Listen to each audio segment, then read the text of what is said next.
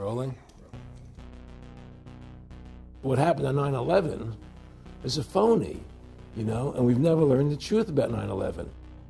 The whole agenda is to create a one-world government where everybody has an RFID chip implanted in them. All money is to be in those chips. And this is given me straight from Rockefeller himself. This is what they want to accomplish. Aaron, what do you think women's liberation was about? We, the Rockefellers, funded that. We funded women's lib. They do whatever they want to do. What we want doesn't matter anymore. It's their agenda, it's their plans that matter. They have all the money they want. They can make all the money they want. They have a machine that can make all the money. It's not about money. It's about control. It's about their vision of how they want to see the world. You hear George Bush saying democracy means freedom. No. Democracy equals New World Order. I believe God put me on this earth to be the best person I could be, and put everybody on this earth to be the best they can be. You have to stand up for what's right in life. And unless you do that, you're nothing.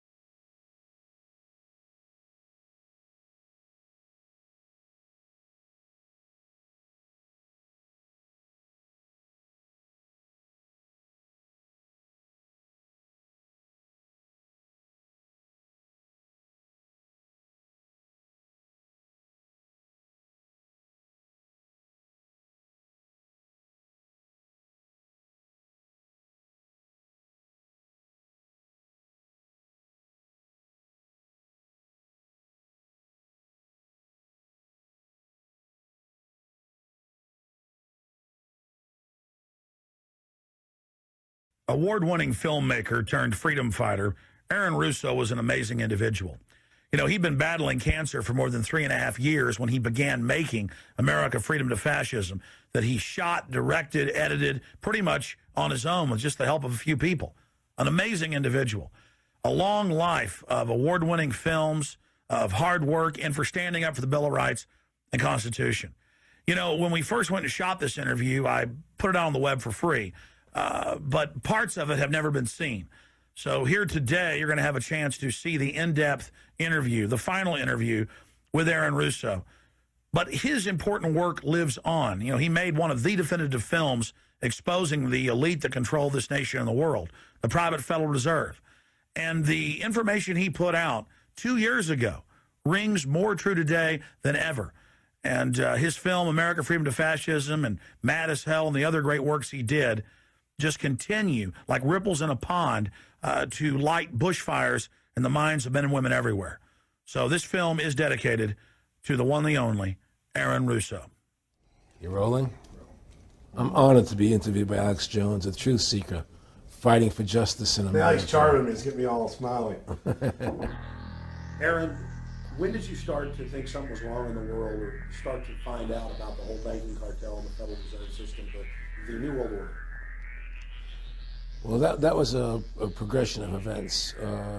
I've always been a very independent person, always believed in individuality, and that we were put on this earth to be unique individuals to fulfill our God-given potential, and that the only way to fulfill your potential is to be free, to find out who you are, and to make your errors, to make mistakes.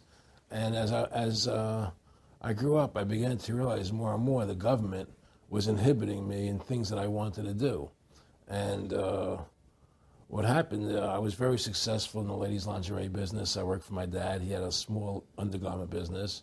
And I created the first ladies' bikini panties back in 1963, actually. And then I opened up a nightclub in Chicago called the Electric Theater that opened up the day Martin Luther King was assassinated.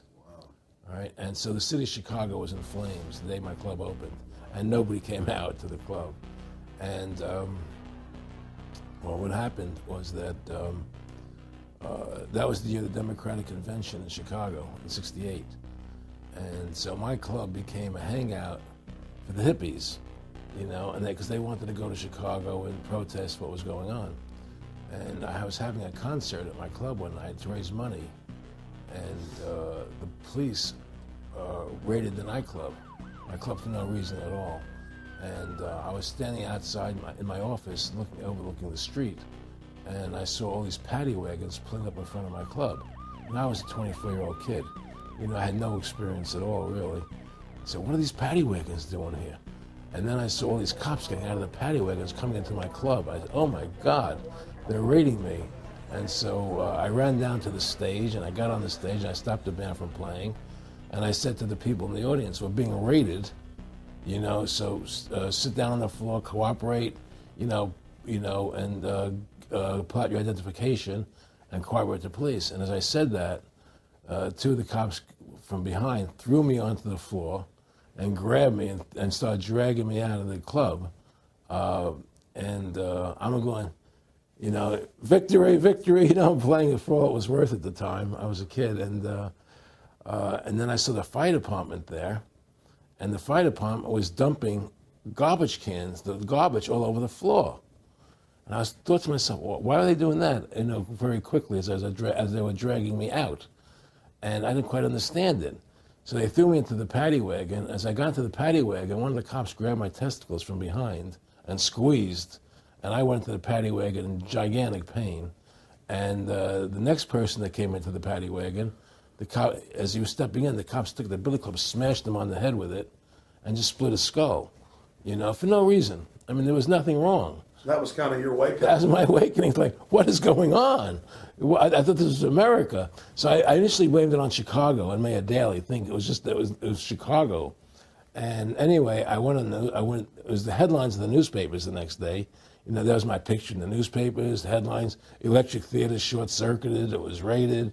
And in the article, they went ahead and they said that the reason they raided the club was because the fire department came there and saw it was messy, full of garbage, and the hippies started attacking them, which was totally not true. Those dirty hippies? It was totally false. You know, it was a complete fabrication. So they ran a false flag on you. They framed you. Yeah, of course. You know, and I was in shock. I said, people lie like that? People actually do these things? I couldn't believe it. You know, it was an awakening to me. And I went on television. I told people on television that they lied. Nobody cared. Nobody cared what the truth was. You know, it was shocking to me. And then a week or 2 weeks later, I forget exactly what it was, two cops come to see me, a lieutenant and a sergeant, a captain and a sergeant. And they said, Mr. Russo, we're sorry if you got hurt that night at the club in the raid, but we're here to tell you that if you want to keep the club open, it's going to take $2,000 a month, and we're going to come see you once a month, and whenever we have to raid you, we're going to call you, you know, and we'll let you know we're going to come in tonight and raid you. This was mafia. Well, the police mafia, you know. And actually, it was actually more interesting than that. They said, listen, there's the A plan, there's the B plan, and there's the super deluxe plan. And this one, of course, each one, of course, that much money a month. Which one do you want? What was the super deluxe? That's the one I took. That was a $2,000 a month plan. And I took that plan, and I paid them $2,000 a month, and they left me alone. And whenever they were going to raid the club, they would come there, we're going to have a phony raid tonight, you know, just to look good for the people in the neighborhood, you know. So that was your first big education? That was my education into corruption in government, you know, but I really thought that was basically Chicago. I didn't realize it was the whole country was like that. And so that was my wake-up call, that people lie and cheat and steal. And I thought everybody was always honest and nice and decent, and I had no idea about any of these things. Well, what happened with me was that they finally one day they came to me and they said, look, we can't take your money anymore. I said, why, what's up? What's going on? I said, we have to close your club. There's elections coming, and the aldermen in the neighborhood don't want you open anymore. So we can't take your money. So I had to go to court and fight them, and they were trying to close the club. And then one night there was a fire, and the club never reopened again. The club just closed, and that was the end of the club. And they burned me down. And that was the end of my experience. And then I moved back to New York, where I met Bette Midler, and I ran into her at a little nightclub she was playing called The Improv, and I thought she was fabulous. And through a series of events, I began managing her. And as soon as I started managing her, her career took off like a rocket. You know, just fortuitous, I guess. And we became very, very successful. And through managing Bette, I started producing shows on Broadway where I won the Tony, and I produced a television show where I won the Emmy with Dustin Hoffman and Bette, you know, and then I produced The Rose for her, where she got Academy Award nominations. And then that led me to producing Trading Places, which everybody knows. You know, I think it's the best Eddie Murphy movie. Well, it's a good one. I don't know if it's the best, but it's a really good one. And I'm very proud I made that movie. And so in my mind, I feel as if I've made a classic comedy in Trading Places, a classic musical in The Rose, and a classic documentary in Freedom to Fascism. You know, so I'm very proud of my work that I've done as a filmmaker. Aaron, why do you do this? What's the philosophy of your life? What do you think life's all about? I think the importance of life is to like yourself. If you don't like yourself, nothing means anything. To like yourself means you have to respect yourself. To respect yourself means you have to take actions that you respect if somebody else did them. And what's the point of living if you don't like who you are? You can have all the money in the world, and if you look in the mirror and you don't like what you see there, what's the point of it? So to me, the most important thing is that I like who I am, and that I take actions that I would respect if somebody else did them. That you live a life of character, honesty, truthfulness. And I believe that a person has the ability to mold their character like a sculptor can mold a piece of clay. You know, there's no saying that a leopard never changes its spots. I don't believe that. I believe people have the total ability to mold their character into what they choose to be in their life, what their ideals are. And that's what I try to do with my life. I am not the same person today as I was 30 years ago. I've changed a lot because I wanted to be something better than what I was before. And my philosophy is that you have to like yourself, you have to be a decent person with character and integrity and honor. And that's what's important. Back in the late 80s, I was a pretty big silver trader and gold trader. And I don't think I've ever told this story on tape before. I was a pretty big silver and gold trader. And I always paid my taxes, and I took what was a legal tax deduction on my silver trades.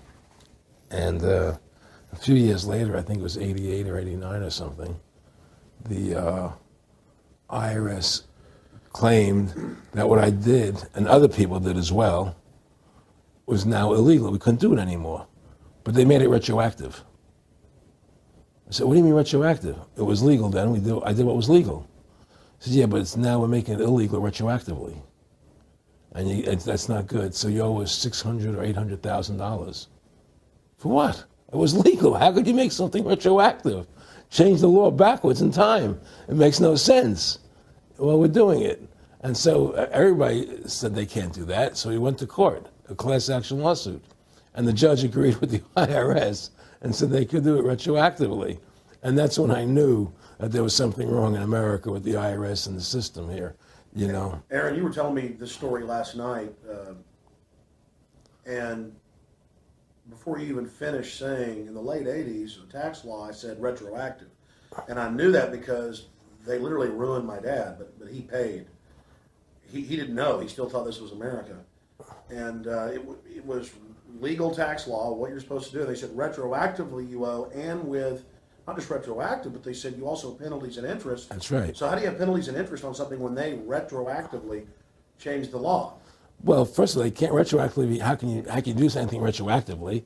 Penalties and interest are a farce. The whole thing, because they do whatever they want to do. And that's when I realized America is not America. It's not the land that I was taught it was. Because they can do whatever they wish to do. And there's nothing the citizen can do about it. Now, you've made America Freedom to Fascism. I want to walk through that film, and I want to encourage everybody out there to get a copy of it on DVD. It was also in theaters around the country, and I think the best film out there on the Federal Reserve and the IRS and the whole banker scam, and I want to discuss that with you here. But I wanted to go back a little bit to the point that we discussed last night, where you don't advise people to not pay. And I do the same thing. People say, well, wait, you're saying it's a scam, but you're saying go ahead and pay it. And I like the way you summed it up. Well, it's really fairly simple. I mean, since making that movie, you know, many people come to me and ask me whether they should pay their income taxes or not, you know, and I never advise people not to pay. And the reason I tell them, I said, look, I've done a lot of research. The Supreme Court has ruled that the IRS has no authority. The 16th Amendment did not give the IRS the authority to tax your labor and your wages. That's a fact. All right, the Supreme Court is the law of the land, you know, and the IRS does not trump the Supreme Court. However, that being the case, the fact is, if the mafia would come to you and say, we want $2,000 a month or we're going to hurt you, I would not advise you not to pay them, because you may get hurt by not paying them. Whether it's legal or not doesn't necessarily matter. You're going to get hurt if you don't. It's the same thing with the IRS. They can hurt you. They can put you in jail. They can torture you. So if you don't pay them, you may get hurt. So I never advise people not to pay. You know, I tell people, yeah, pay your taxes. Look what happened to Congressman Hansen. Yeah, Congressman Hansen's a great example. Pay your taxes. But you know what? Shut down the Federal Reserve System, and eventually you won't have to pay those taxes anymore. See, the IRS is a symptom of the problem. The real problem is the banking industry and the bankers in this country. That's where the real problem lies. That's the root of our problem. Well, that's why we've lost America, okay? So, yeah, pay your taxes, because if you don't pay them, you might get hurt. And I've heard all the arguments, you know, what tax protesters say and so on and so forth. And I don't call them tax protesters. I call them the tax honesty movement, because they're being honest, you know, at least. But the fact of the matter is, you're being forced, you're being compelled to pay it, because you're facing jail sentences, you're facing time, you're facing corruption of the courts if you don't pay, right? And so you pay it, because you just like you pay the mafia. But with the mafia, at least you have the government to call and try and help you to get past the mafia, to protect you. Here you have nobody to protect you. The American people are living in a matrix. They don't understand the truth of how things are working in this country, you know? And let me give you an example of what I'm talking about. The very fact is that if you ask 100 people on the street, what kind of government is America supposed to be? 99% of them will tell you a democracy. America is supposed to be a democracy. But that's a lie. That's an illusion. The word democracy is not written into the Constitution at one time. It's not in the Bill of Rights. It's not in the Declaration of Independence. The Founding Fathers hated the idea of a democracy. They thought it was the worst form of government there is. And I agree with them. Because in a democracy, 51% of the people control 49% of the people. If you're part of the 49%, you're not free. America was founded as a constitutional republic. And in that constitutional republic that we have, 99% of the people can't take away the rights of 1%. You have your rights because you were born with them. You have God-given human rights that nobody can take away from you. The government, the majority, no matter who they are, I can't take away your rights. And that's what our founding fathers gave us. But the psychological operations that they do to us, they make us believe that we're a democracy and that majority rules, you see? And they want you to believe that. Because then they tell you this poll says this many want this and this many want that and this many want this, and it doesn't have anything to do with anything. Well, Hitler was elected. Hitler was elected. Hitler did everything legally. And in a constitutional republic, a minority is protected against a majority. Wasn't it Benjamin Franklin, to paraphrase, that said democracy is two wolves and a sheep voting on what's for dinner? Exactly. And then he also said, in a republic, the sheep would have a gun to protect himself.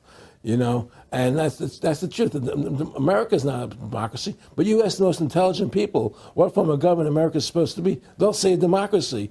Because that's what they've been brainwashed. They've been psyoped into believing that. They believe that we're in Iraq.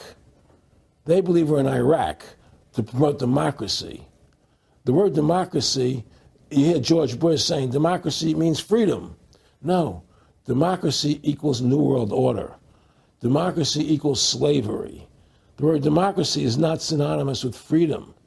It's the opposite of freedom. Democracy is the worst form of government you can have because it's majority rule. And the government can tell you exactly what they want to tell you to do because the majority wants it. I don't care what the majority wants. I live my life as I choose.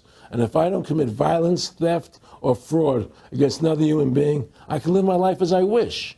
That's my choice.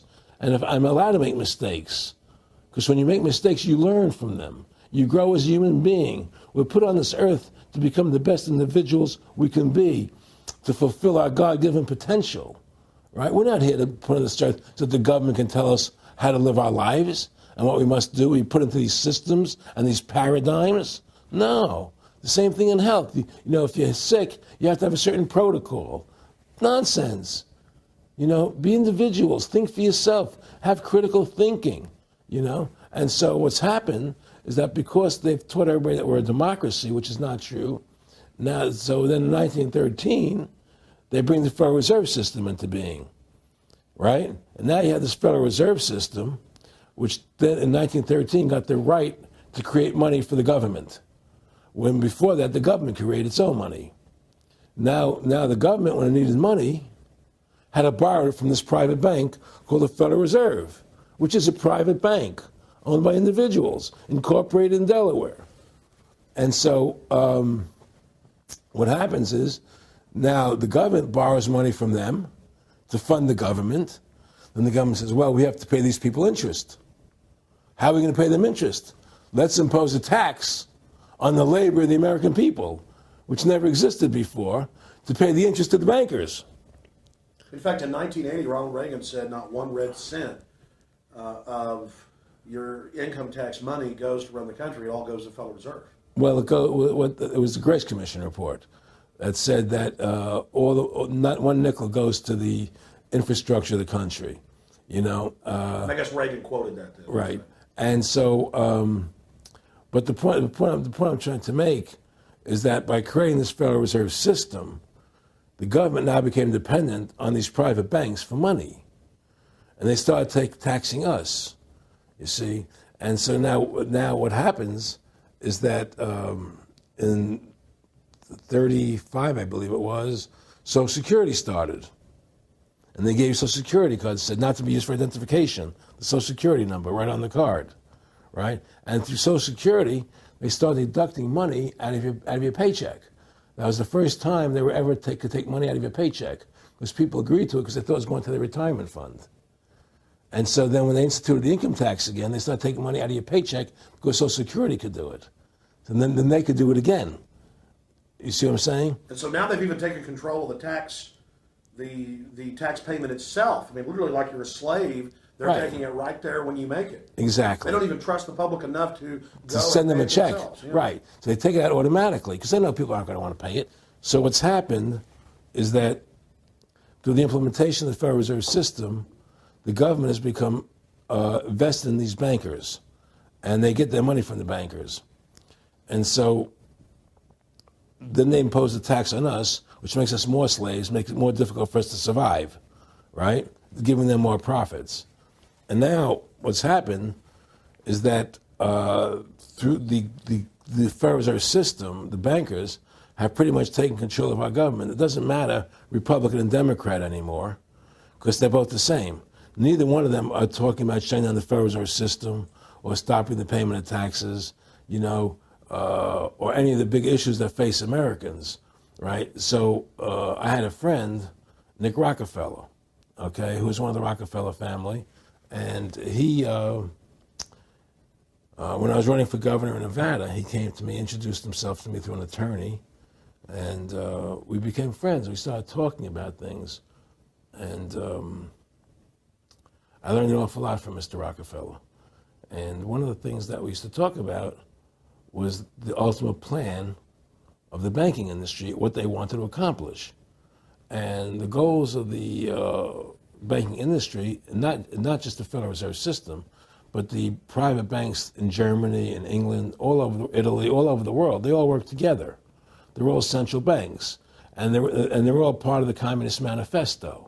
You know, central banking is one of the major planks of the Communist Manifesto. We talk about America being a capitalistic country, but yet at the same time we have a central bank that plans everything for us, right? And the graduated income tax is another plank of the Communist Manifesto, right? So right there you have two major planks of the Communist Manifesto that have been brought in because of the Federal Reserve System, okay? So the ultimate goal that these people have in mind is the goal to create a one world government run by the banking industry, run by the bankers, and they're doing it in sections. The European currency, the euro, and the European Constitution is one part of it. Now they're trying to do it in America with the North American Union, right? And they want to create a new currency called the Amero, right?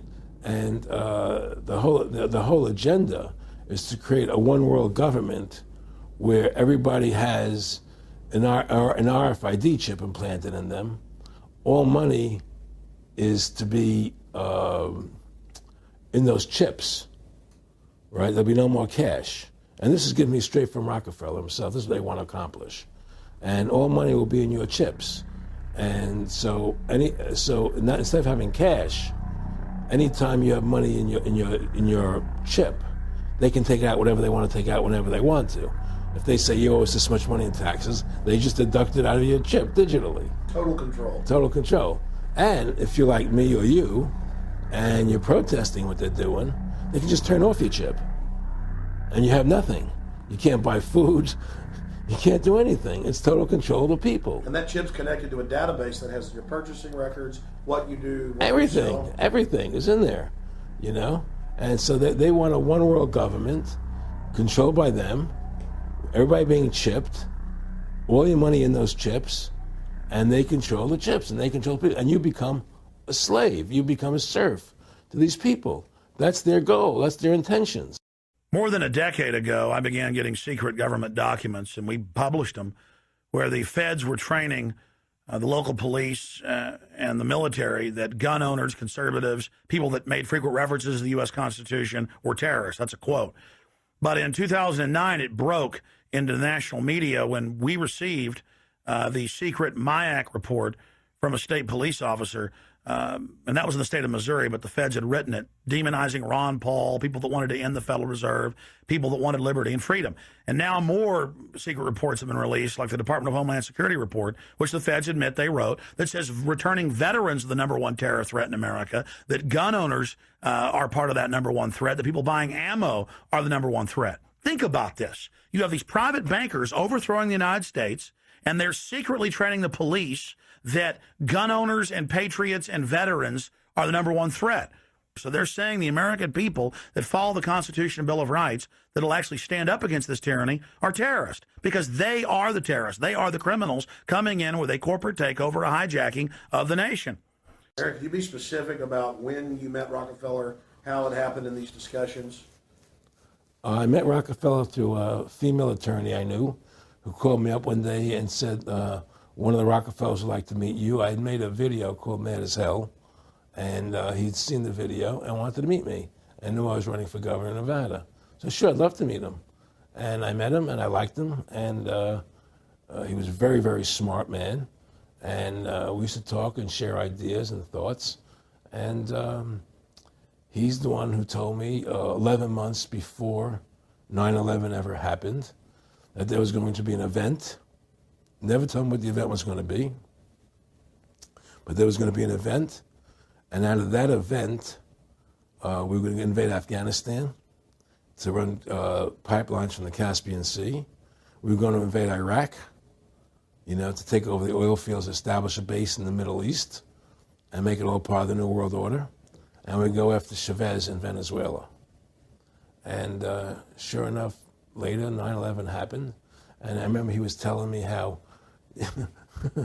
how you're going to see soldiers looking in caves for people in Afghanistan and Pakistan and all these places. And there's going to be this war on terror, which is no real enemy. And the whole thing is a giant hoax, you know, but it's a way for the government to take over the American people. He told you it was going to be a hoax. Oh, yeah.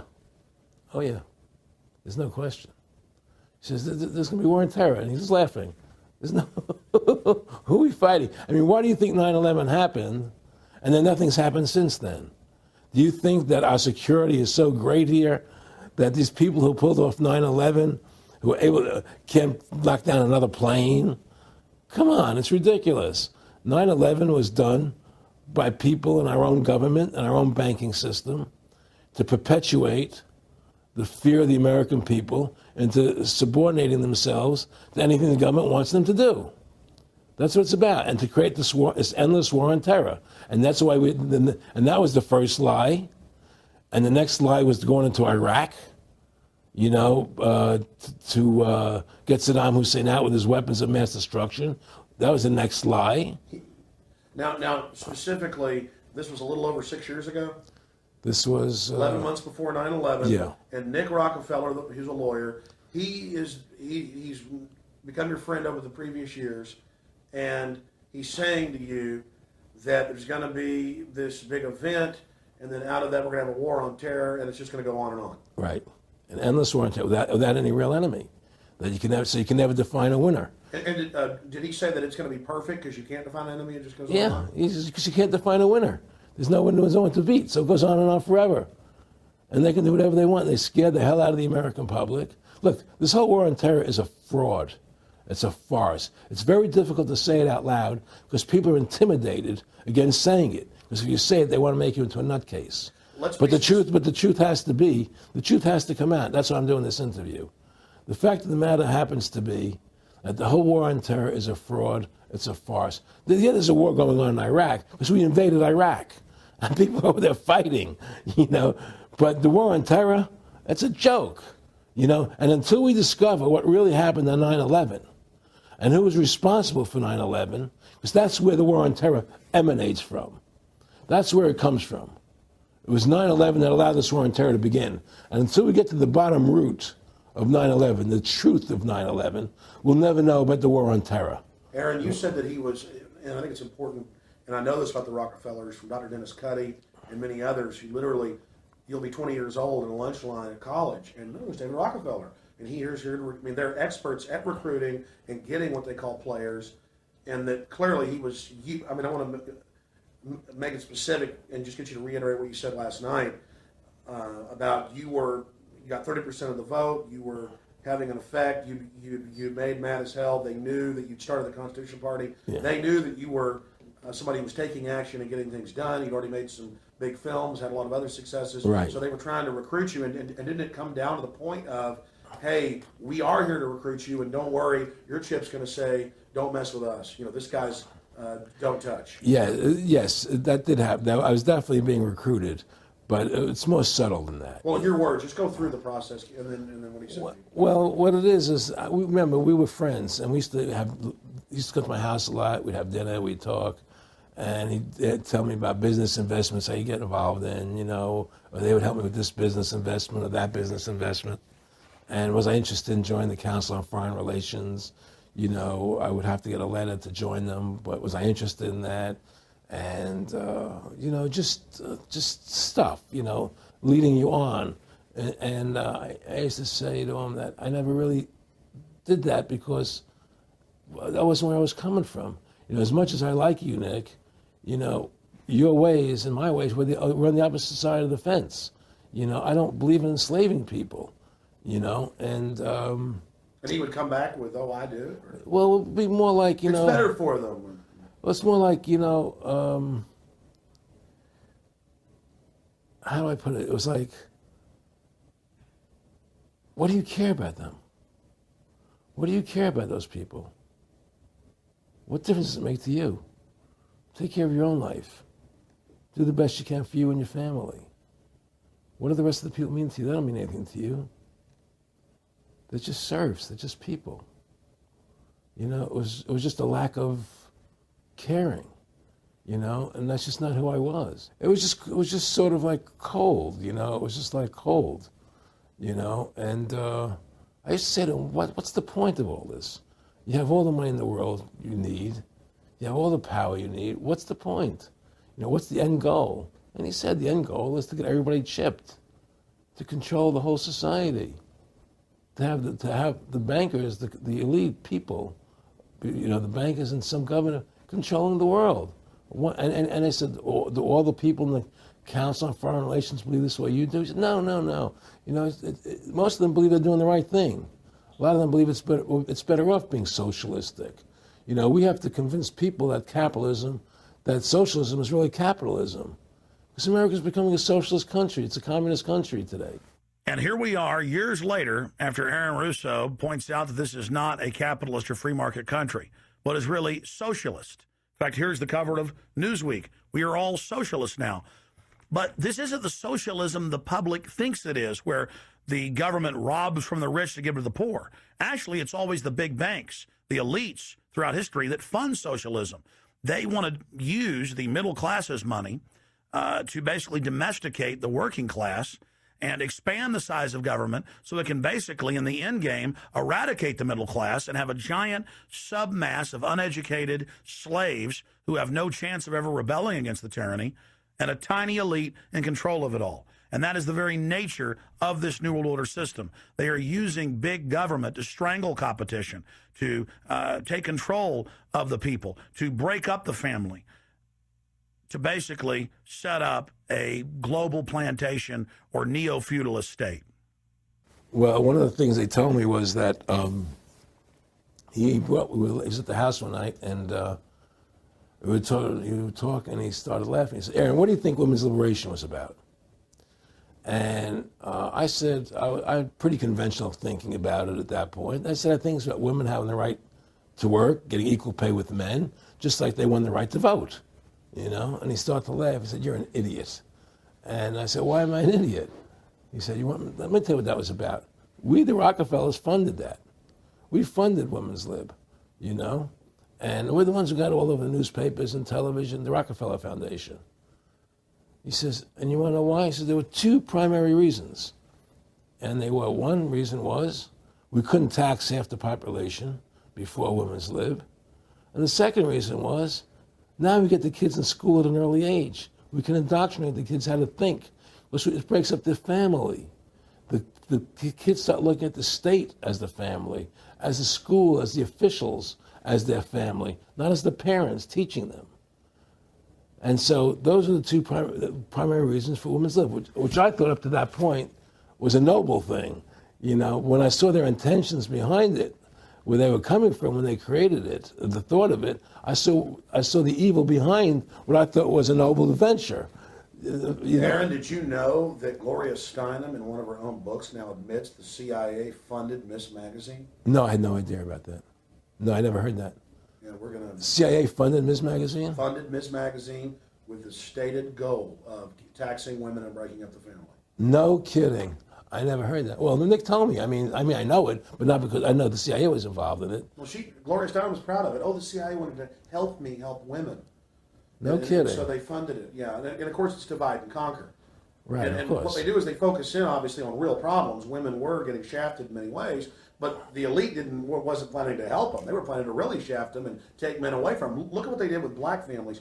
You only had about 10% illegitimacy 50 years ago in black communities, and now it's over 90%. And look at welfare. You were going to give you some money, but you can't have a man in the house. Right. And so that was further to degrade the family, totally destroyed. And now illegitimacy is over 50% in the general population. Right. Well, see, the whole thing is these people control the money, so they make all the rules. You understand? And they put whatever rules they want into effect. And the truth is, America has really become a socialist, communistic country. And everybody says it's a capitalistic country. It's not a capitalistic country. You know, how can it be capitalistic when you have a central bank? That's the first. It can't be. You know, It's a planned economy. It's a planned economy. It's a phony. If they want to create prosperity, they just print dollars. They just make dollars or put digits into the economy, and then now you have prosperity. You don't have real prosperity. You don't have real manufacturing. You just have money being injected in. It's an infusion of credit, which only makes the government go into more debt. Into more debt. The Federal Reserve is poison to our country. Of course it is. It's poison. Whoever makes the money makes the rules. Rothschild said that, and they make the money. Why are we allowing these private bankers to make the money for our country? It makes no sense. Why are we paying interest to these banks to make money for us when the government can do it itself without paying interest and without all that debt? There's no answer to that question, and it's the question no politician will raise. Everybody talks about America's debt, how much debt we're in. We're in debt because we have to borrow money. But we don't have to borrow money. They designed it so we go into debt. Exactly. We can create the money and back it by gold so they can't create too much of it. So you don't have the inflation. And do what the founding fathers gave us. But instead, the bankers make the money, they control the government, they buy the politicians, they tell us who gets into office. You have computer voting, that's a fraud. They do whatever they want to do to us. They do whatever they want to do to us. And it has to stop. My friendship with Nick Rockefeller was one where we expressed ideas to each other and thoughts and philosophies, and he wanted me to become part of what they were doing, and for me to become a member of the CFR, and offered various business opportunities for me to get involved in, and for me to not take up the fight or the battle that I've been taking up in the past, to drop that idea, because what was the point of my fighting for the people? I was a guy who was very successful in the movie business, and I saw the truth of what was happening. I tried to express it to the people, and rather than having me express it to the people, they wanted me to join their side because I was a mover and a shaker, and rather than me opposing them, to join them. It was real simple, and he tried to recruit me into that situation, and I didn't go for it. Did he get angry when you didn't go for it? No. And, it's like, I remember one time he said to me, you join us, so you have an ID card, Aaron, you have a chip, and your chip will say KMA on it. And I said, what does KMA mean? He said, it means kiss my ass. And anybody stops you, a cop or whatever, and you show them your card or your chip, and they'll know to leave you alone, because you're one of us. One of the central pillars of tyranny is that the establishment is exempt from the laws that they pass for the rest of us. We saw it in Rome. We saw it with Hitler. We saw Richard Nixon saying, look, I'm the president. If I break the law, it's not illegal. We saw George Bush and Dick Cheney say that. We see Barack Obama continuing that, saying, I'm not going to give detainees real trials. I'm going to give them secret kangaroo military commissions trials, and we're going to hold them in secret camps, and I've got executive privilege. It's the same thing over and over again. And one example of hundreds that are out there was a story back in April of 2008 out of the Orange County Register. And this backs up exactly what Aaron's talking about with Mr. Rockefeller saying, I got a chip in my hand, kiss my ass. Here's just one example of hundreds. Special license plates shield officials from traffic tickets. And it goes on to say that 996,000 plus vehicles in California are exempt from no insurance, reckless driving, speeding, running through toll booths, running red lights, on and on and on. And who is it? It's state employees. It's federal employees that can go and get exempt. It's police. It's government bureaucrats above the very laws they try to enforce on us. This is tyranny. And so literally all over the nation, they've tried to pass it in Texas but failed. They want it where the police are above the law, where the government officials are above the law, where they have immunity, where they can't be prosecuted for crimes. Congress exempts itself from most of the tax laws and other laws that they put on the rest of us. They're exempt from Social Security, and they get a pension that pays out on average 5 times what citizens get. Again, it's already happening. So the chip in the hand and saying they're above the law under the guise of national security, that's what the 1947 National Security Act and now this whole Homeland Security system is all about. Why are you fighting for the people for? What is that about? The people are just, they have to be ruled. They have to be, the Constitution, what you're standing for is only for a few people. It's only a few individuals that can live that way, and we believe that it's best for society to be ruled by an elite people who control everything. And I said, I don't believe that. I believe God put me on this earth to be the best person I could be, and put everybody on this earth to be the best they can be, not to be a slave and a sheep to you and these people. And I don't understand why you want to control everything. What is the need for that? And I asked them, do all the people in the Council on Foreign Relations feel the same way you feel? He said, no, a lot of them think they're doing the right thing. They think that socialism is the best way to go. They think that, that they're doing the right thing. But the people at the top, they all know the truth of what's happening.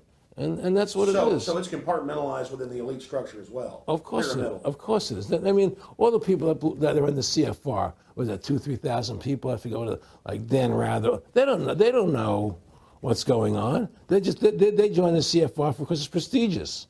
They think it's good for business. It's good for this. They don't know what's really happening. The evil that comes out of it, that's emanating out of it. And to me, the biggest evil is what's happening right now, because what happened on 9/11 is a phony, and we've never learned the truth about 9/11. That's the question I wanted to follow up on. He tells you 11 months before there's going to be an event, all this is going to happen. What did you think on the morning of 9/11? Where were you, and did you think about Nick Rockefeller and what he had told you when you saw those towers fall? No, I was actually in Tahiti when 9/11 happened, and I got a call from my son. And my son said, the Twin Towers, they were just attacked, and they were falling down or something. So what are you talking? I was in Tahiti, I was asleep.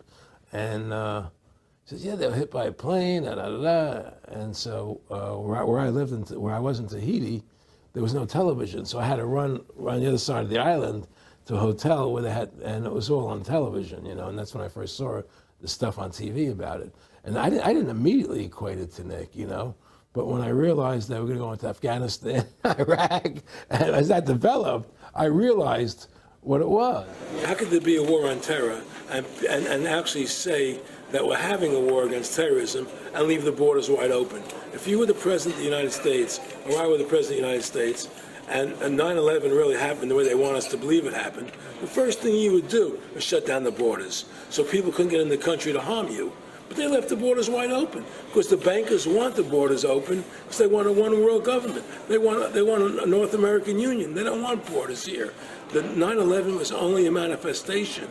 It was done to create a fear in the American public right? So that we will obey what they want us to do. And take Richard Reed, the shoe bomber.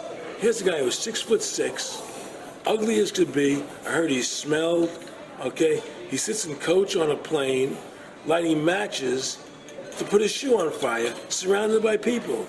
It's idiotic. If you were going to blow up a plane, you go into the bathroom, you close the door, and you put your shoe on fire. You're not going to sit there surrounded by people lighting matches on a no-smoking flight. They want you to believe this nonsense. It's ridiculous. 777's come out now, and the majority of the British people think it's an inside job, and all the evidence points towards it being an inside job. Yeah, I mean what happened in London? Yes. All this is nonsense. It's just keep people in fear.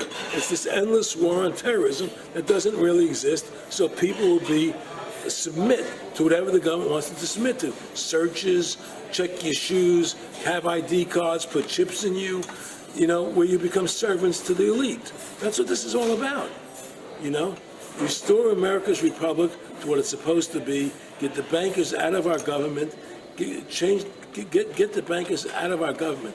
Government should stop borrowing money from the banks. Government should make its own money, restore the republic, individual freedoms. That's what this country's about. And until we do that, we're gonna be slaves. I mean, to me, I see people like Bill O'Reilly on television, right? And I see how much they control the media. Like there's this girl on Bill O'Reilly the other night from an organization saying the world can't wait. And this girl was spot on. Everything she was saying was the truth. And all Bill O'Reilly could do was call her a lunatic. He couldn't challenge the facts. They just call people names. They can't, and until we just find that, look, this world, we're heading into a world of danger, possible nuclear wars, because the banking industry is trying to take over the world. 9/11 is the beginning of the war on terror. That war on terror is leading us into Iraq, which is the next lie. So you had the lie of 9/11, how that happened. Nobody knows how Building 7 came down. Okay, we know 9/11 was a fraud. The American people don't know it, but more and more of them are believing it. Okay, so that was the first lie. Besides the inception, I'm not going back to the inception of the Federal Reserve, that original lie. But 9/11 was the first lie in this present state we're in. 9/11 is the kickoff of the war against the American people and the people of the world. 9/11 was a phony. It's a fraud. It didn't happen the way they told us it happened. Now, because of 9/11, we then had the authority to go into Afghanistan and Iraq. Iraq didn't have weapons of mass destruction. Okay? So that was the next lie. Now they're talking about going into Iran. Now, how would you feel if you were Iran and you had this big, powerful country, America, go into your next door neighbor, take over their oil fields, right? Wouldn't you be worried that what they were going to do to you? Of course you're going to be worried. But the people of America don't think about it from Iran's point of view.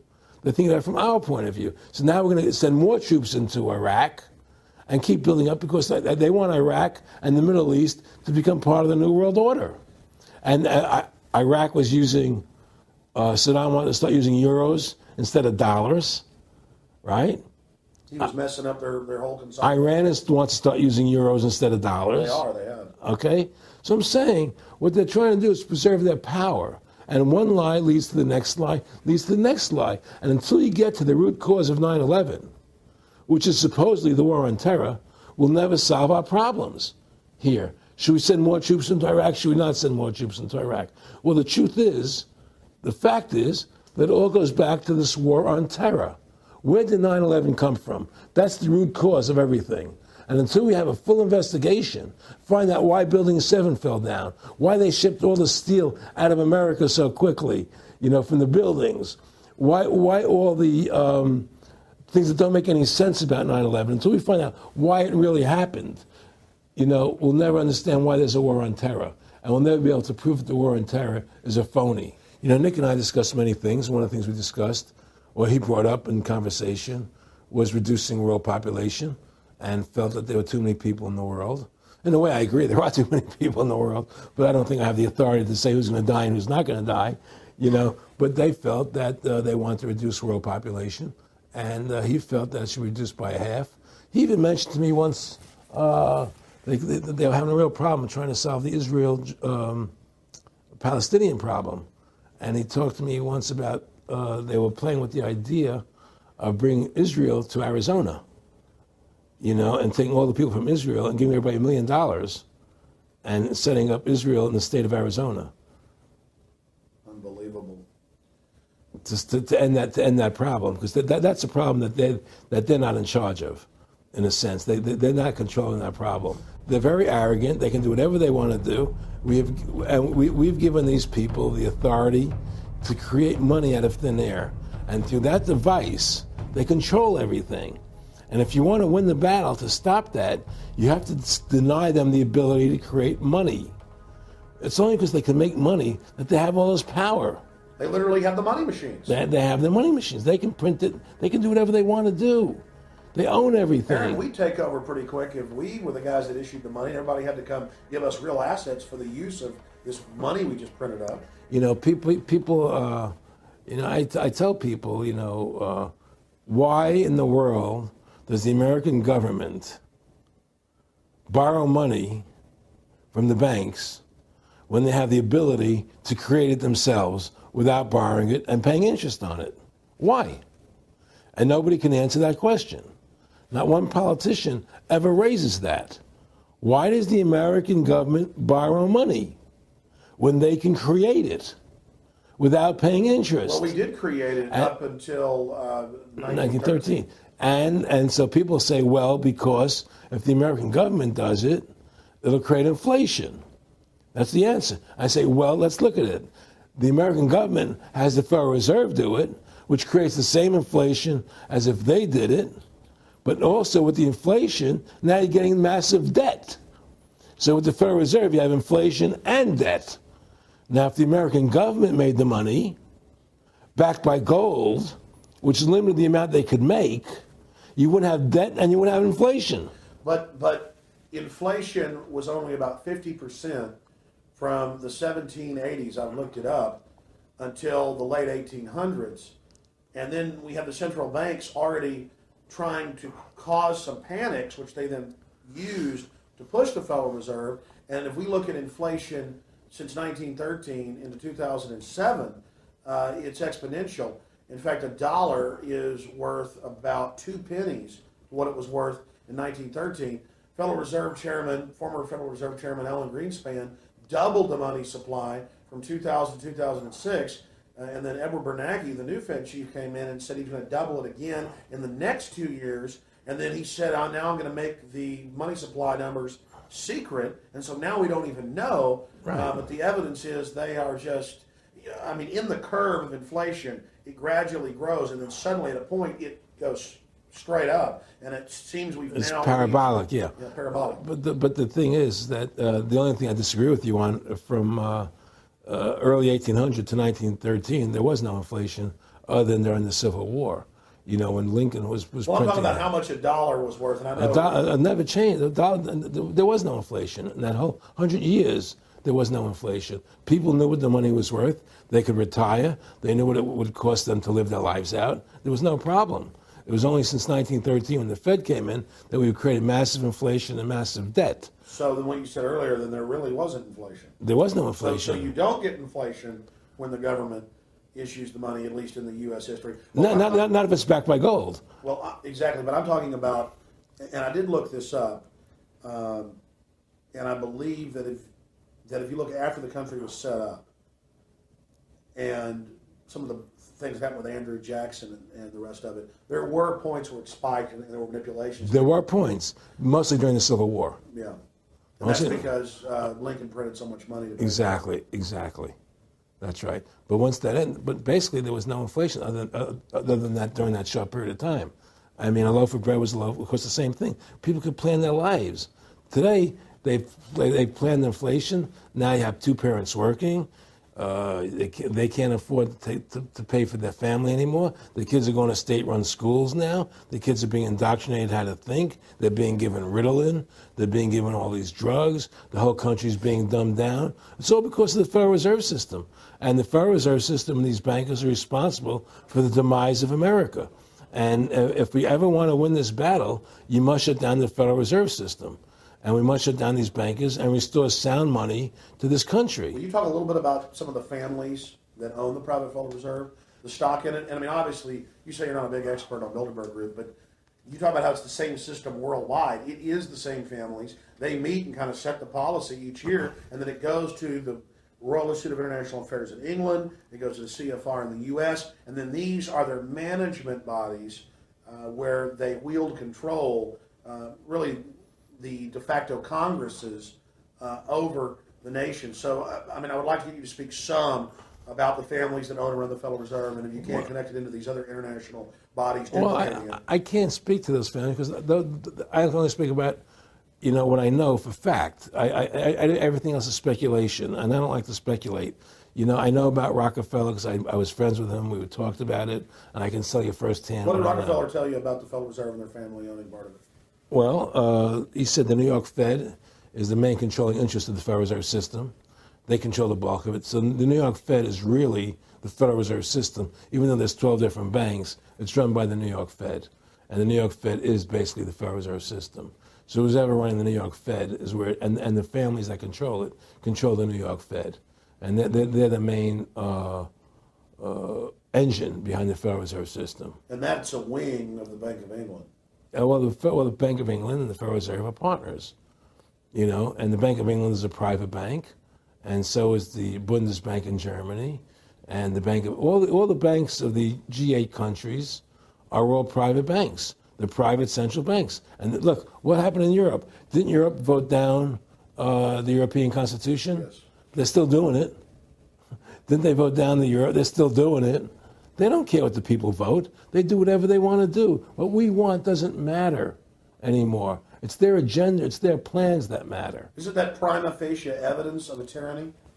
Well, there's no question we're in tyranny. There's no question we're living in a world where the American citizen is no longer a free individual human being to do the things that they wish to do. You know, we're slaves, and it's getting worse. What do we got to do to bring these people down? In my opinion, you must shut down the Federal Reserve System. And I think that there has to be an uprising. There has to be an uprising. People have to stand up. I can't do it alone. You can't do it alone, Alex. And we need to get a majority of people, not a majority of people, but It was 5% won the war against the British, a highly motivated group. But I agree, people have got to get angry first. I mean, not just, yeah, we know it's corrupt and that lackadaisical. We got to get pissed. People don't seem to have the courage to do what they have to do, you know? I want to say you've got a lot of courage. Well, thank you. You know, I don't know if I have a lot of courage. I just have Well, I want to thank you for what you're doing for my family. Well, I have a sense of conscience and I have a sense of justice. You know, I get nervous about what I do, but I do it because there's no other choice. You know, I couldn't live with myself if I didn't do it, you know? But the fact of the matter is, I mean, I've ostracized myself pretty much from Hollywood. You know, people are afraid to deal with me in Hollywood a lot because of what I do and the things I say. You know, I don't go along with routines. You know, a lot of people in Hollywood know the truth. They're not willing to stand up and speak about it. You know, and I know many of them have seen my movie, you know, and they know I'm right, and they won't talk about it because everybody's afraid. Everybody's afraid because they think that this money they get, these Federal Reserve notes, are really money, and they think they have a comfortable lifestyle, and they're afraid to change. You know, they're afraid to stand up for what's right. And until people are willing to stand up and have the courage to do what they need to do, it's not going to change. And hopefully, you know, what you're doing, what I'm doing, what other people like us are doing, can affect the change that people will stand up and say, hey, I've had enough. The thing is, we have one advantage, that they need us to cooperate. See, if we don't cooperate with them, they can't win. And so they always need our cooperation to go along with their programs. So they try to sell us. Right. They try to sell us. Democracy, this majority says this, believe in this, do that. The war on terror, you know, we got to be scared. You know, they're always trying to do things to sell us so that we'll go along with them. And once we learn not to cooperate with them, then we win the game. And that's the point. Don't cooperate with them. Don't go along with the program anymore. Stop it. Join forces. You and I should run for president and vice president and take over this country and bring freedom back to this country. You know, that's what it's going to take. Two people like you and I, statesmen, who believe in freedom, who believe in Thomas Jefferson and the Constitution and the Founding Fathers to make this country whole again. Because right now it's in the grip of the evil ones, you know. And the only way to stop that is for good men to stand up. Was Edmund Burke said, evil can only thrive when good men do nothing? Yes. Right? We got to do something. That's what it is, you know. Silence is golden, but when it comes to your freedom, it's yellow. You know, we have to stop being scared. We have to stand up and do what's necessary to take back, to stop these bankers, these elite, this government full of lies, congressmen full of liars, you know. People destroying our borders, you know, creating a government. I mean, imagine this. Here you are in America, and they're combining America, Canada, and Mexico into one country, the North American Union, and the American people don't know anything about it. It's not even in the press. They'd rather talk about Rosie O'Donnell and Donald Trump calling each other names than discussing the fact that we're merging into one country. The press doesn't even report it. Or that Paris Hilton doesn't wear underwear. Yeah, Britney Spears. But I mean, who cares? I mean, the fact of the matter happens to be that tells you how controlled the media is. Here you are combining America, Canada, and Mexico into one country, and you don't see it in the press. Unless maybe it's Lou Dobbs. But you don't see it in the press. You just don't see it. It should be the top story everywhere. Everywhere, and not a word about it, really. Why? That tells you there's the evidence that it's controlled. They don't want the American people to know what's going on. That's why they don't protect our borders. That's why we're losing our Constitution, the very document that secures our freedoms. There is a rising tide against it. There is a rising tide, but we have to mobilize. We have to mobilize. And we have to get all the good people in this country to stand together and say, I'm not going to take it anymore. Well, I think if you analyze the situation, and if you realize that since the Federal Reserve has come into being in 1913, illegally, without a constitutional amendment, by bribing a few senators during Christmas vacation, they turned over the most important power that the American government has, the creation and issuance of money, to a private bank. Through that private bank issuing money, they have destroyed this country. They have destroyed the purchasing power of the money in this country. They've created social programs that are destroying this country. Thanks to the work of Aaron Russo and Ron Paul and many others, folks are starting to find out who the real enemy is. Offshore private banking corporations that have engaged in a hostile corporate takeover of the United States and almost every other nation on the planet. And the private Federal Reserve is their beachhead here in the United States. Ron Paul has introduced H.R. 1207 that at time of taping has over 87 sponsors, just to audit the private Federal Reserve that arrogantly says it's above all U.S. laws and above all three branches of government and that no law enforcement can investigate them.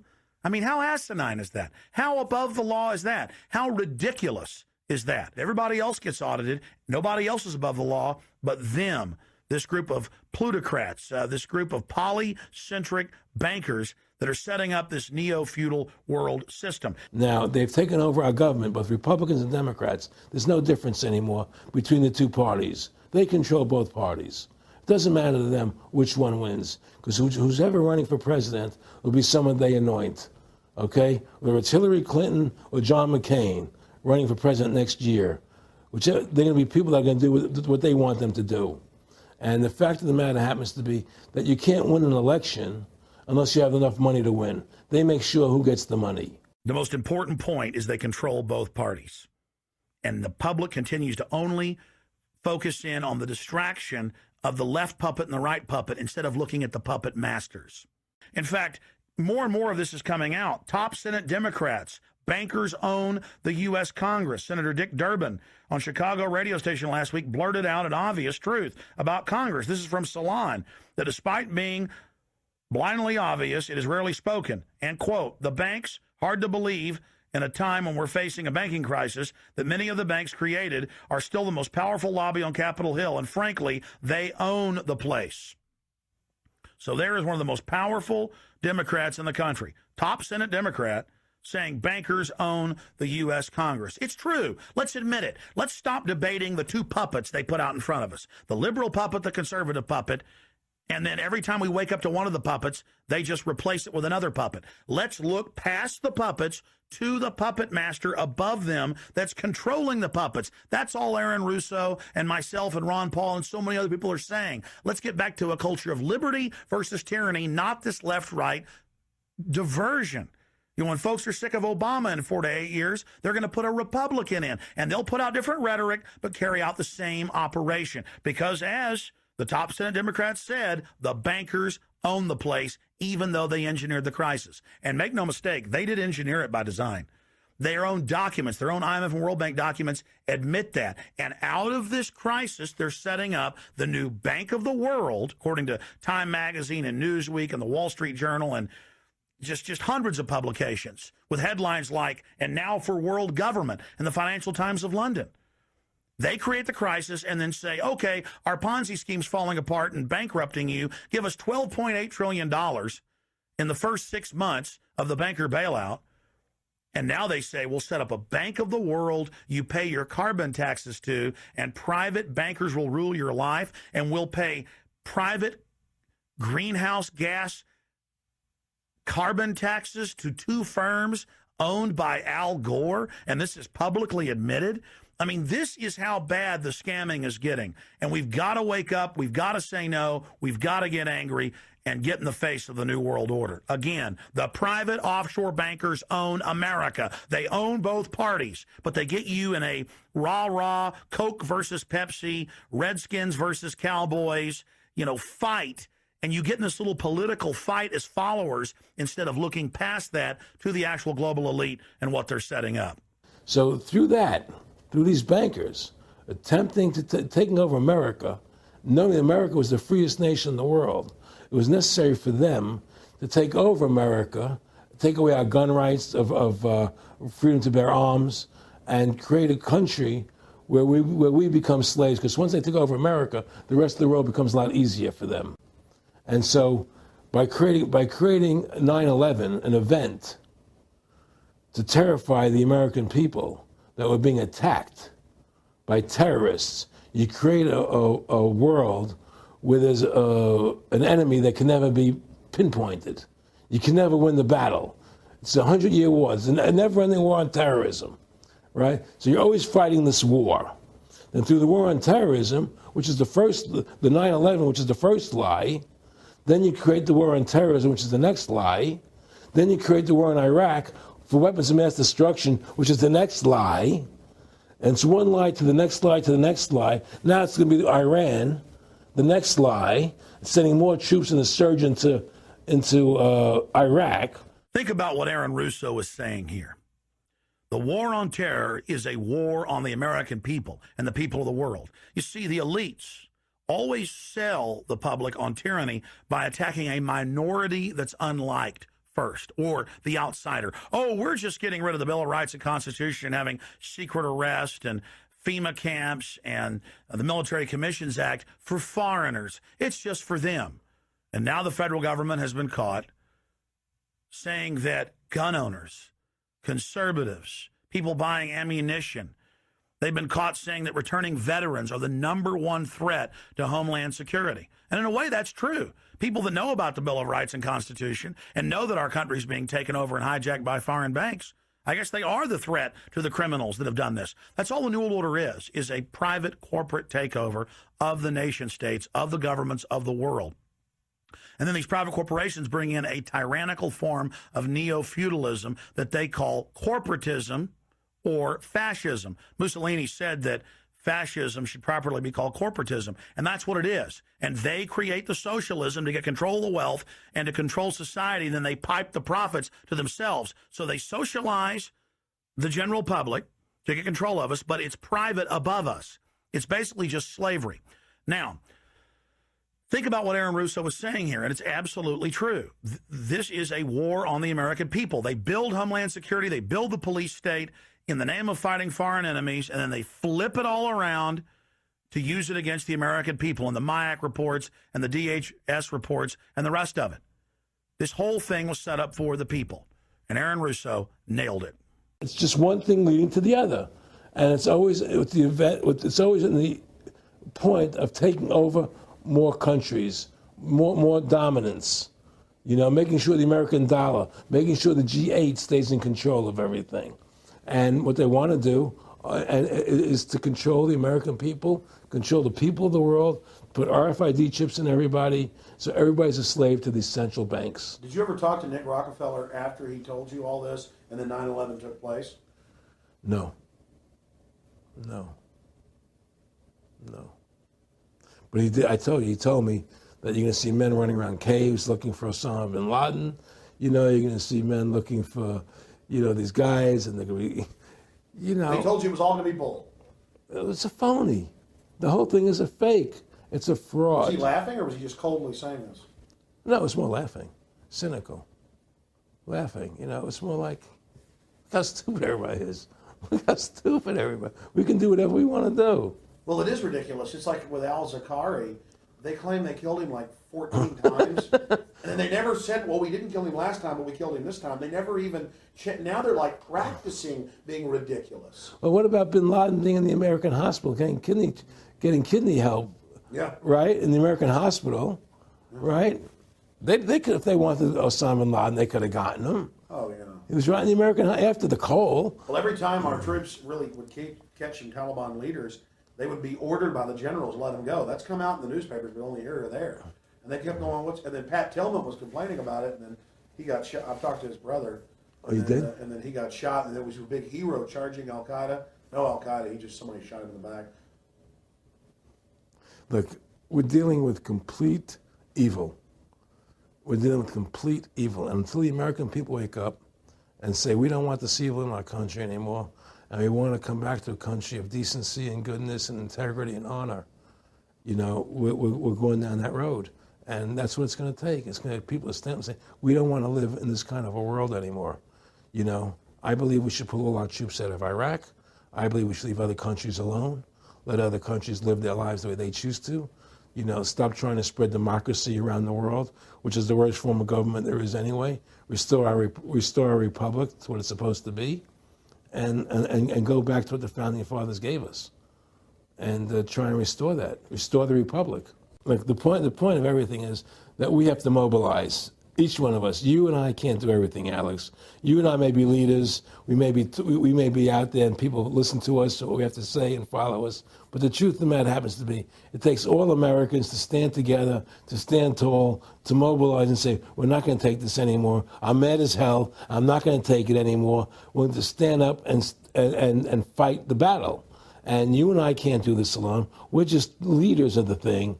But other people have to join in with us and stand side by side, shoulder to shoulder, and say, I'm not going to take it anymore. That's what it's going to take to win this effort, and to stop cooperating with the government and with all their rules and regulations, and to wake everybody up, to hand out DVDs of my movie, to hand out DVDs of your movie, to educate everybody to what's going on.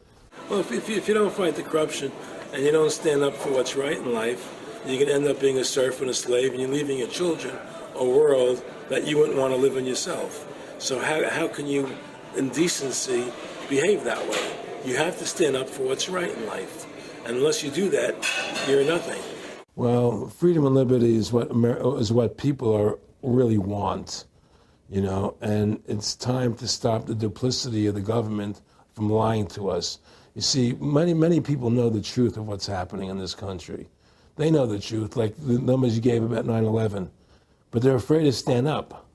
People have to find their courage and stand up and say, I'm not going to take this anymore. I know the truth, you know. And it's like they create a situation where if you tell the truth, you're considered a lunatic. You know, in other words, if someone goes on a TV show and says 9/11's an inside job, oh, you're an idiot, you're crazy. They call you names. You can't be afraid of that. Well, it doesn't work anymore. I mean, they have no facts. Just calling you crazy doesn't make you crazy. Well, we know that. They also go get kooks who are kooks to put them on and then say they represent us. That's right, exactly. Another tactic. Exactly. And Bill O'Reilly's great at that. Sean Hannity is great at that. They just put people on who they can dominate, you know. But why do you think guys like that, they're not stupid? I mean, I've talked to people that know them. They know the truth. Why do you think they decide to join the evil? That has to be in their hearts. I mean, I had the opportunity to do that, and then in my heart, I couldn't do it. So it has. But, I mean, how could you or I consciously be involved in something like putting AIDS virus in black Africans' vaccines? I mean, what the hell? I mean, it's like, we're not good guys either. I mean, I don't think I'm like some special perfect person. What the hell's wrong with this elite? I mean, what are they running around doing evil? I mean, they just run around continually doing evil. Well, I think a lot of them think they're doing the right thing. I think a lot of them think they're doing the right thing. Not the top elite, but people within the system, you know. But I think that it's all about, as Nick said to me, it's about control and power. They have all the money they want. They can make all the money they want. They have a machine that can make all the money. It's not about money. It's about control. It's about their vision of how they want to see the world in their eyes. And, you know, you and I believe in individuality, in the person being the dominant thing, the individual being the dominant person. Today we live in a world where institutions are dominant, not people. You know, the American, you know, we the people, by the people, for the people. Now it's we the institutions, by the institutions, for the institutions. People are secondary. It's all about corporations and institutions. And the Federal Reserve is the biggest institution in the world. You know, if you ask somebody what's the biggest corporation in the world, they'll say Google or Walmart or Exxon or something. But the biggest corporation in the world is the Federal Reserve System, right? And all the other corporations feed off the nipple of the Federal Reserve System. Well, it's like the Monopoly game. The bank always wins. It has unlimited money. It's not the people playing on the board. Exactly. The bank owns the board, the box, the shelf it's sitting on. But that's because you gave them the ability to make the money. You have to take that away from them. We need to take the bank away from the private bankers. Exactly. You have to take the creation of money away from the private bankers, and you'll solve 95% of your problems. Well, let me look at America. 10% growth rates every year like China's having right now. The U.S. had 10% growth rates until the Federal Reserve took over. And then if you look at that, it all starts really going downhill from there. Well, they destroyed the American worker. What they've done, here's what's happened. The Federal Reserve has created this massive inflation in America, which means that the American worker has to keep making more money to keep up with the cost of living. The more money they make to keep with the cost of living, the less competitive they become in the world economy. So now what happens is we have to pay our workers so much to keep up with the cost of living. Say, well, screw the American worker. Let's go overseas now and get the cheap labor. But really, that's a war being waged against the middle class. Of course the it is. bankers print the money. Really, this is a war being waged against the middle class. The bankers print the money. Everything they're doing is about destroying any private pools of wealth or independence. Yeah, but what I'm trying to say is because of the inflation that they've created, they've now allowed other countries to outcompete us. You see, because other countries don't have to pay as much money as we have to pay here to our workers to survive. Yes. So now we're not competitive anymore. So we've lost our manufacturing base. We've lost our competitive. In the old days, the American worker, you wanted to buy everything American. You wouldn't buy anything from Japan, which was cheap crap. And what does that leave us? It leaves America this military force, and so the elite's giving us a deal. We'll continue to build up your military and give you homeland security jobs, shift your economy over to being the bulldog enforcer of the New World Order. Exactly. You can either do, and by controlling the economy, they force everybody into that position. That's exactly correct. That's exactly correct. And there's no more manufacturing here. We're a service economy. We do nothing. We provide nothing. We provide nothing to the rest of the world anymore. Well, first of all, Freedom to Fascism is a movie that everybody should see, because we show the fraud of the income tax. We show how judges put people in jail for no reason. We show the corruption of the justice system, and we show how the Federal Reserve came into being and how it's controlling society, and how all the central banks of the world are working together through the Bank of International Settlements in Switzerland, which is the central bank for all the central banks, and how they all work together to create this one world government, the one world order, which is what they're trying to do.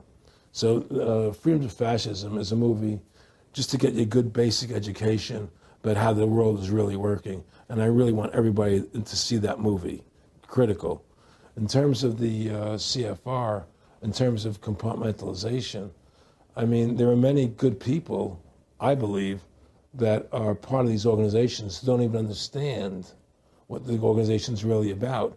People like when I was in Germany doing cancer treatment, there was a gentleman there who was visiting a friend of his who had cancer, and he was a member of the CFR, and we were talking, and I showed him the movie.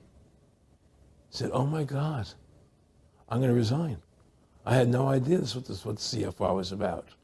He had no idea. He was just a nice guy who thought he was in this prestigious organization. Yeah, a lot of it's about getting good people, and so you can watch them. Keep your friends close, your enemies close. Well, no, it wasn't even that. It was, well, a lot of people join the CFR because they think it's a prestigious organization. It'll help them in business, make good business contacts. They didn't have an understanding that the CFR is really about world domination, about how they and the Trilateral Commission, the Bilderbergers all work together, with the banks to control the people. A lot of them don't understand that. They don't see the big picture. Oh, it's CFR, it's a prestigious organization. I'll meet this one, I'll meet that one. I can do good business deals out of it. It's just business to them. The CFR wants to get the people in there that have influence and power, and so they're part of that. So they're not opposing them, It's like the whole country today is becoming the haves and have-nots. You're getting the very, very wealthy, the middle class is being destroyed, and you're getting the poor people. Isn't this just a slick mafia that took over and uses fancy PR? Well, you can call it mafia, you call it whatever you want, but it's definitely a criminal organization. There's no question about it. But it's a criminal organization that has prestige, that appears to have what's the word I'm looking for? Class, style. It's like, respected. It's respected. People don't look at it as being a criminal organization. That's what a great job they've done. People look at Alan Greenspan as being a hero. The maestro. What do you think happened with him in the late '60s? He wrote a big section, a chapter for Ayn Rand in a book, and he talked about how horrible the Federal Reserve was. We needed a gold standard. Now the bankers are robbing us. And then they literally came and said, "Oh, and you see somebody who made a deal with Beelzebub." Well, exactly. You make a deal with the devil. I mean, it gave him a chance to be one of the most powerful men on the earth, and it gave him a chance to accomplish things he never thought he would accomplish in his life other than that. And it's very seductive. It's a very attractive perfume.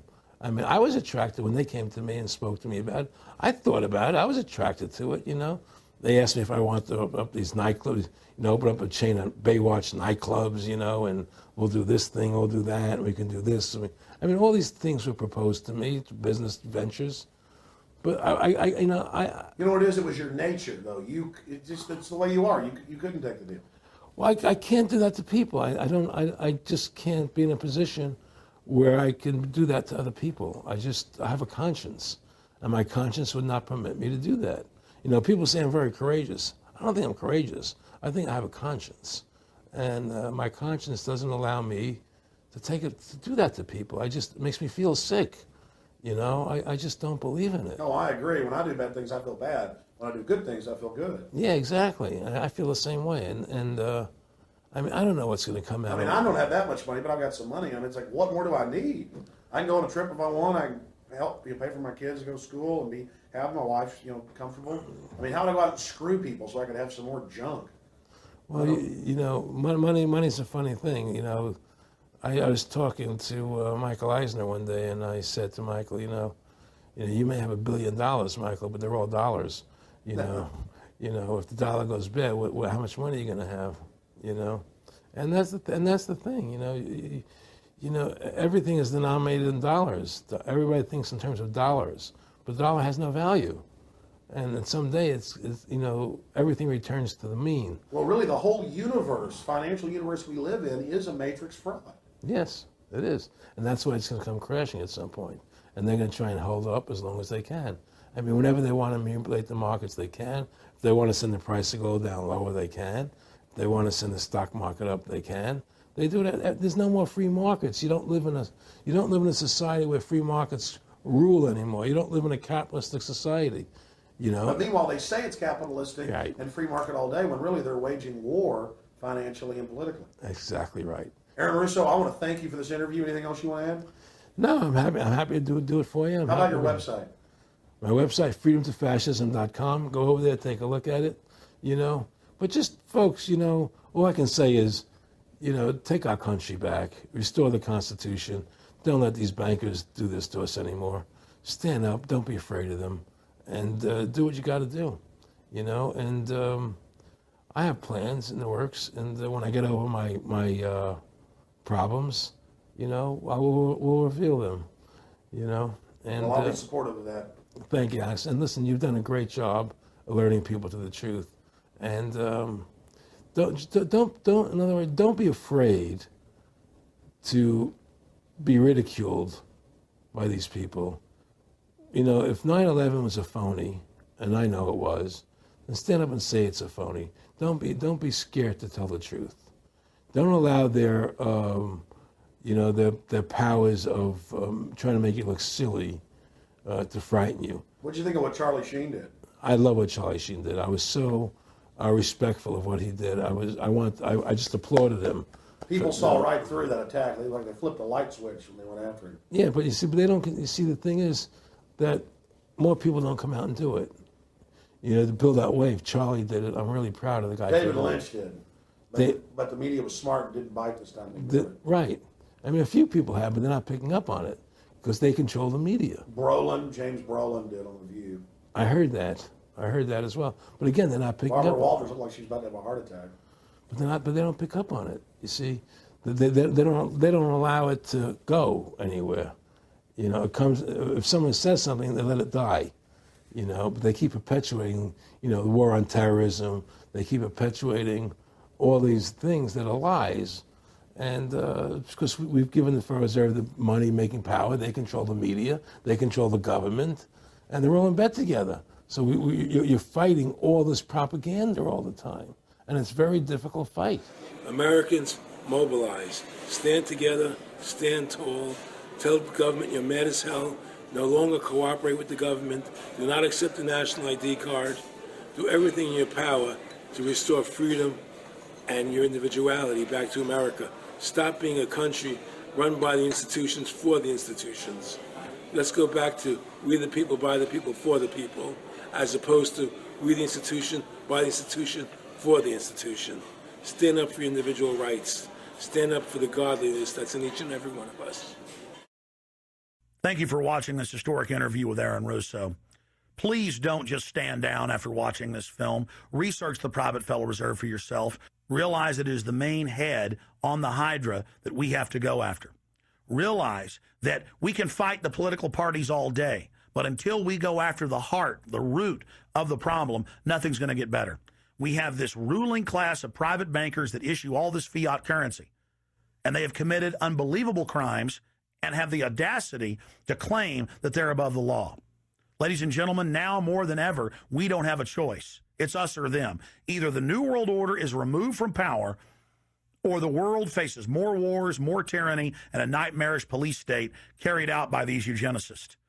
So in the memory of Aaron Russo and every other freedom lover out there in history, and for the future of our children and the species, humanity itself, let's call for grand jury investigations of the private Federal Reserve. Let's arrest the bankers. Let's kick these foreign corporate criminals out of our country and get our constitutional republic back. Let's stop being distracted and diverted by the liberal and conservative puppets they stick up in our faces on television. Let's look past the front men to the actual architects of the New World Order and bring them to justice. There's no way these arrogant bastards can get away with this if we expose them and speak out against them. And more, it's coming out even in the mainstream media that they are a pack of criminals who are above the law and who have hijacked our nation. But they're only above the law in our minds. We have to expose them as the criminals they are and bring them to justice. Look in the mirror. You are the solution. Take action and join the ranks of folks like Aaron Russo, Ron Paul, and so many others. God bless you all, and thank you for watching this presentation. Now spread the word about the true enemy of the people in the Fed, in the New World Order, in the hegemony of private central bankers.